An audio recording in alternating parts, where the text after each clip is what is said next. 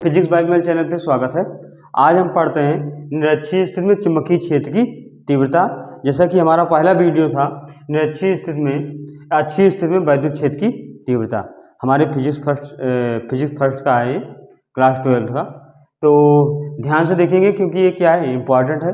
जैसे हम अक्षीय और निरक्षीय स्थिति में वैद्युत क्षेत्र की तीव्रता पढ़ते आए हैं, वैद्युत विभव पढ़ते आए हैं, वैसे हम चुंबकीय क्षेत्र की तीव्रता वगैरह पढ़ेंगे। ठीक है, तो जैसा कि हमने चित्र इसमें थोड़ा सा बना दिया है, अभी इसमें और भी बनाने हैं, तो थोड़ा सा पहले इसको हम समझ लेते हैं, फिर आगे के हम थोड़ा चित्र बनाते हैं, फिर इसमें बताते हैं कि कैसे क्या लिखा जाएगा। ठीक है, जैसे हम यहाँ बनाए एक, हमारा क्या है, यन एक दंड चुंबक है, यन एक दंड चुंबक है। तो ये यन हो गया, ये यस हो गया। ठीक है, यन एक दंड चुंबक है जिसकी प्रभावकारी लंबाई 2l है, जिसको हम बोलते हैं अल्पांश लंबाई, जिसकी अल्पांश लंबाई 2l है। ठीक है, इसके यानी चुंबक के मध्य बिंदु O से निरक्ष में, अच्छी नहीं, इसके निरक्ष में यानी इसके लंबवत एक बिंदु हमने क्या मान रखा है, यहाँ पे एक बिंदु हमने यहाँ पर मान रखा है P, एक बिंदु P है जिस पर वैद्युत क्षेत्र की तीव्रता की गणना करनी है। अब P से O की बीच की दूरी हमने क्या मान रखा है, R। P से O के बीच की दूरी हमने क्या मान रखा है, R होगा। ठीक है, तो ये हमारे P से O के बीच की दूरी R हो जाएगी। ठीक है, ये तो था अपना चित्र। जैसा कि हम उसमें भी बताए थे कि एक हम काल्पनिक ध्रुव की रचना करते हैं, हम यहाँ पे एक काल्पनिक उत्तरी ध्रुव मान लेते हैं।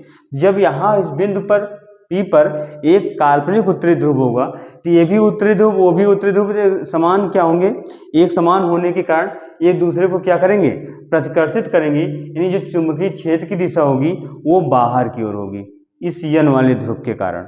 लेकिन जब इसकी बारी आएगी, क्योंकि काल्पनिक ध्रुव अपना उत्तरी है, यहाँ पे ध्रुव अपना दक्षिणी है, तो दोनों एक दूसरे क्या हैं, आकर्षित करेंगे, क्योंकि विपरीत प्रकार के चुंबक होंगे, विपरीत प्रकार के ध्रुव होंगे, तो एक दूसरे को आकर्षित करेंगे। इसलिए इसका एरो का निशान क्या होगा, नीचे की ओर होगा, यानी चुंबकीय क्षेत्र की जो दिशा होगी नीचे की ओर होगी। तो हम उसको लिख देते हैं B1। यहाँ पे क्या होगा, ये वहाँ पे B1 होगा, और ये वाला जो है, ये वाला, ये अपना क्या हो जाएगा, B2, ये हो जाएगा B2। ठीक है, चुंबकीय क्षेत्र B1 हो गया, ये B2 हो गया। ये तो था अपना चित्र। लेकिन अगर ये देखा जाए तो यहाँ पे ये एंगल बना रहे हैं, ये कोण बन रहा है थीटा, और यहाँ भी क्या बन रहा है, थीटा ना। तो एक समकोण त्रिभुज बन रहा है, इसकी लंबाई r है, आधार क्या है, l है। ठीक है, तो हम इसकी अगर बीच की दूरी निकालना चाहें, P और N के बीच की दूरी निकालना चाहें, तो Pn के बीच की दूरी यानी पाइथागोरस प्रमेय लगा दें, तो कर्ण का वर्ग बराबर लंब का वर्ग प्लस आधार का वर्ग, यानी इस कर्ण का वर्ग निकालना होगा, लंब का वर्ग प्लस आधार का वर्ग करेंगे यहाँ पे, तो मिलेगा R square plus L square, और क्या हो जाएगा, कर्णी। ठीक है, तो कर्णी में मिल जाएगा √R square plus L square, यानी Pn के बीच की दूरी। तो यहाँ अगर P और S के बीच की दूरी निकालना चाहें, तो यहाँ भी आधार L है और लंब क्या है, R है, तो यहाँ भी इनके बीच की दूरी हमें क्या मिल जाएगी, इनके बीच की दूरी मिल जाएगी √R square plus L square, √R square plus L square मिलेगा, बीच की दूरी मिल गई। अब हमें यहाँ पे बिंदु P पर हमें परिणामी तीव्रता निकालना है। तो जब बिंदु P पर परिणामी तीव्रता निकालेंगे, तो ये जो B1 है और ये जो B2 है, ये घटकों में वियोजित होगा, दो घटकों में वियोजित होगा। तो B1 जब दो घटकों में वियोजित होगा, तो जो ऊर्ध्वाधर घटक होते हैं, यानी y अक्ष की तरफ होते हैं, वो साइन लिए जाते हैं, जो क्षैतिज घटक होते हैं यानी x अक्ष की तरफ होते हैं, उनको कॉस लिया जाता है। तो ये हो जाएगा B1 sine theta, B1 cos theta, ये हो जाएगा B2 साइन थीटा और B2 कॉस थीटा। तो हम यहाँ पे चित्र यहीं पे बना दे रहे हैं, यहाँ पे हम नहीं बना रहे हैं, तो इसका हम अलग से यहाँ पे चित्र भी बना देते हैं, क्योंकि अपना बोर्ड है छोटा, तो इसमें हमें डेरिवेट करना है पूरा। तो हम इसी पे चित्र को हम समझा रहे हैं, ध्यान से देखिएगा, जहाँ पे लगे कि यहाँ पे नहीं दिख रहा है, थोड़ा सा जूम करके देखिएगा। ठीक है, तो चलिए चित्र बनाते हैं।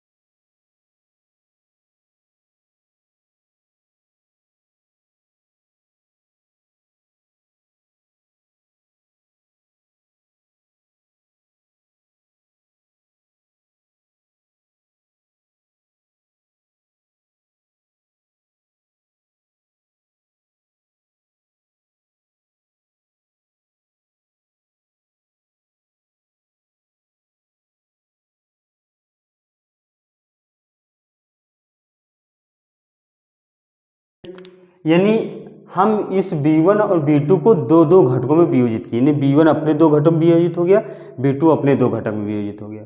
तो यानी B1 जब दो घटकों में वियोजित हुआ तो जो y अक्ष में हो गई उनको साइन ले लिया गया, जो x अक्ष में लिए उनको cos ले लिया गया, तो यानी B1 sine theta B2 cos theta. दूसरा होगा जो ये y अक्ष में था उनको साइन ले लिया गया तो B2 साइन थीटा, जो x अक्ष में लिया गया x अक्ष वाले में वहाँ B2 cos थीटा हो गया। या ऐसे इसको बता सकते हैं, अगर इस एंगल को कोण की तरफ ले जाएंगे तो cos लिया जाएगा, कोण के विपरीत जाएंगे तो साइन लिया जाएगा। तो कोण के विपरीत गए तो B1 साइन थीटा, कोण की तरफ आए तो B1 cos थीटा। ये भी एंगल को हम कोण की तरफ ले गए तो B2 cos थीटा, कोण के विपरीत ले गए तो B2 साइन थीटा। चित्र अपना बन के तैयार हुआ। तो लिखेंगे क्या, अभी स्क्रीन पे भी आपके रहेगा, ठीक है।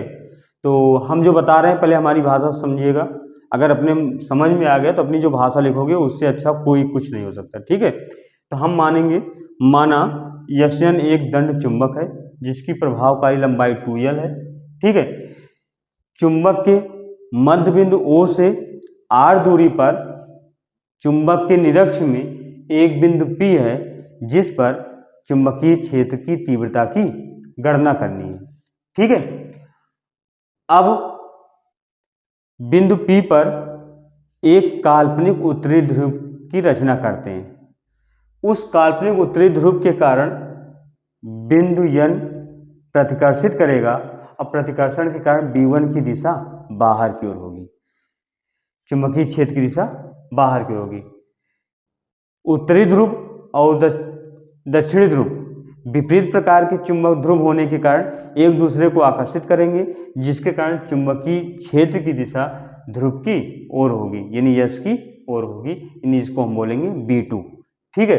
B1 को दो घटकों में वियोजित किए तो जो लंबवत घटक बना, ऊर्ध्वाधर घटक बना, उसको साइन थीटा लिखे तो B1 साइन थीटा, क्षैतिज घटक बना B1 cos थीटा, उसी तरह B2 sine theta B2 cos theta बना, ठीक है।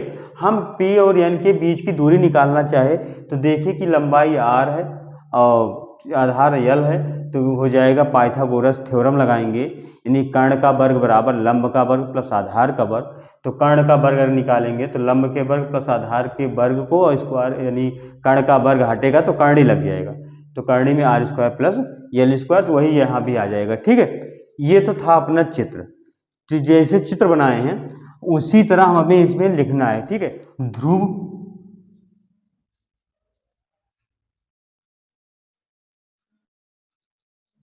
N के कारण बिंदु P पर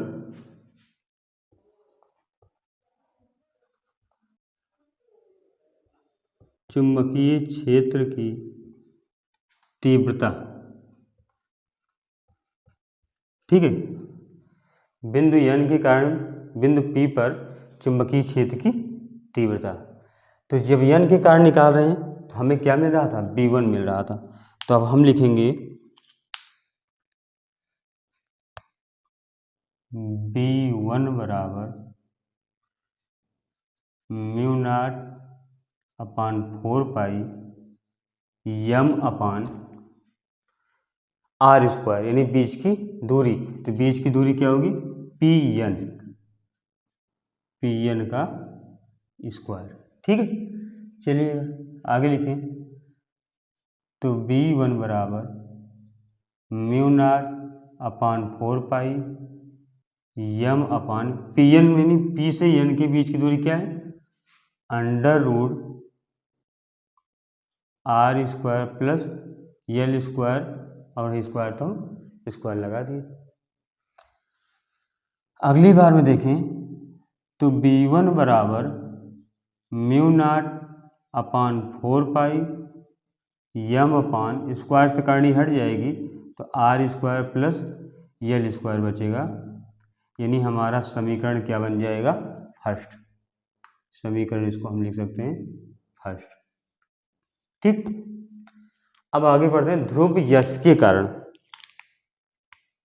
ध्रुव यश के कारण बिंदु P पर चुंबकीय क्षेत्र की तीव्रता, ठीक है। तो यहाँ पे यस के कारण निकालेंगे तो निकलेगा B2 बराबर mu naught upon 4 pi M अपान इनके बीच की दूरी क्या होगी P और S, यानी PS का स्क्वायर। फिर B2 बराबर निकालेंगे तो mu naught upon 4 pi M upon PS के बीच की दूरी मिली हुई है under root R square plus L का स्क्वायर लगा देंगे, ठीक है। B2 बराबर मिलेगा mu naught upon 4 pi M upon R square plus L square, समीकरण हमारा क्या बन जाएगा 2, ठीक है। ये तो हमें मिल गया B1 और B2 के मान। अब हमें निकालना है परिणामी तीव्रता, ठीक है। बिंदु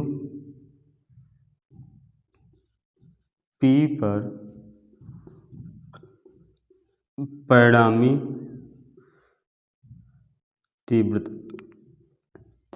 तीव्रता निकालना है।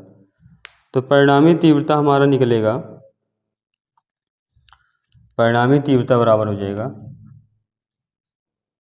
B बराबर B1 cos theta plus B2 cos theta. अब ये क्वेश्चन आता है कि cos तो लिए लेकिन साइन क्यों नहीं लिए। तो देखो B1 sine theta B2 sine theta परिमाण में तो समान है किंतु दिशा में क्या है विपरीत है। तो परिमाण में समान है, दिशा में विपरीत होने के कारण ये स्वतः निरस्त हो जाएंगे, खत्म हो जाएंगे। यानी B2 साइन थीटा की दिशा इधर है, B1 साइन थीटा की दिशा उधर है। परिमाण में समान किंतु दिशा में विपरीत होने के कारण निरस्त हो जाएंगे।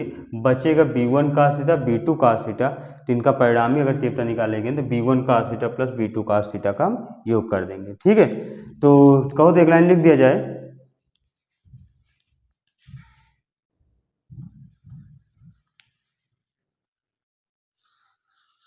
यहाँ पे लिख देते हैं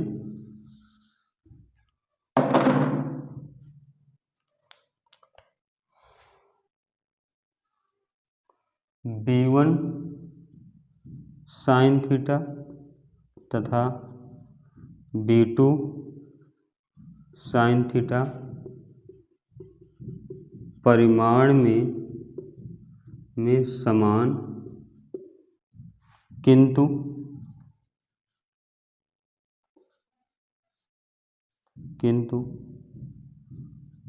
दिशा में विपरीत होने के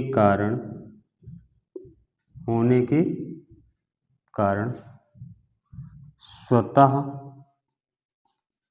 निरस्त हो जाएंगे, ठीक है। अब लिख सकते हैं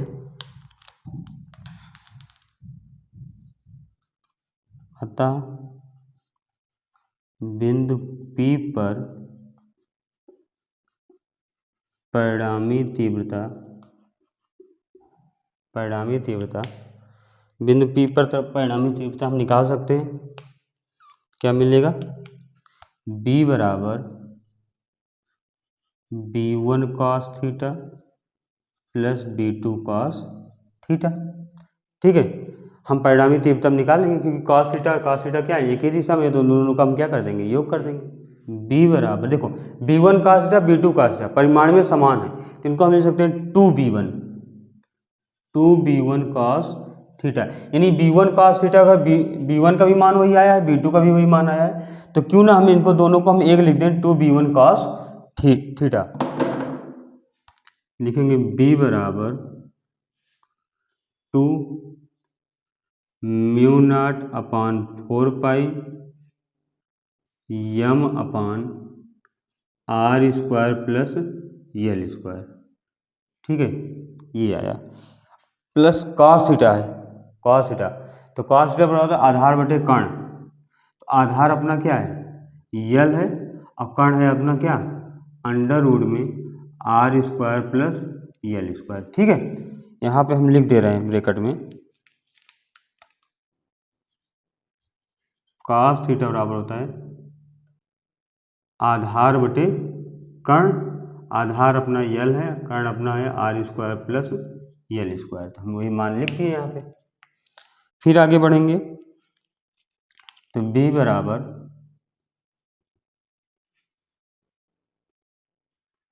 mu naught upon 4 pi into यम, और 2 यल को एक साथ लिख लो, यम इंटू 2l बटे में, देखो इसकी घात 1/2 यानी R square plus L square की घात 1/2 है, R square plus L square की घात 1 है, तो 1 में प्लस 1/2 करेंगे तो मिलेगा 3/2, यानी हम इसको लिख सकते हैं R square plus L square की घात 3/2। ठीक है, अब हम आगे यहाँ पे एक चीज़ और लिख सकते हैं, चूँकि ये भी लिख लो, चूँकि L square L is less than R, R से क्या है यल छोटा है, इस प्रकार हम क्या कर लेंगे, यल स्क्वायर नगण्य होगा। ठीक है, जब छोटा है तो स्क्वायर और नगण्य होगा, नगण्य होगा तो हम यहाँ पे मान सकते हैं b बराबर mu naught upon 4 pi M into 2l बटे, यल तो नगण्य हो जाएगा तो बचेगा आर स्क्वायर, तो आर स्क्वायर में 2 से 2 कैंसिल हो जाएगा तो बचेगा, या लिख लो आर स्क्वायर बचा 3/2 बचे। ठीक है, तो यहाँ पे लिख सकते हैं, देखो 2 से 2 कैंसिल कर सकते हो। ठीक है, जब 2 से 2 कैंसिल हो जाएगा तो बचेगा कितना 3, तो लिखो b बराबर mu naught upon 4 pi M into 2l बटे क्या बचेगा आर क्यूब। ठीक है, यहाँ पे लिखेंगे क्योंकि चुंबकीय आघूर्ण यम बराबर यम इंटू 2l, यानी जहाँ यम इंटू 2l होगा वहाँ पे हम यम लिख सकते हैं, तो b बराबर म्यू नॉट अपान 4 पाई, इसकी जगह यम लिखेंगे, बटे में क्या आएगा आर क्यूब आएगा, जो कि हमारा ये डेरिवेशन तैयार हुआ, b बराबर म्यू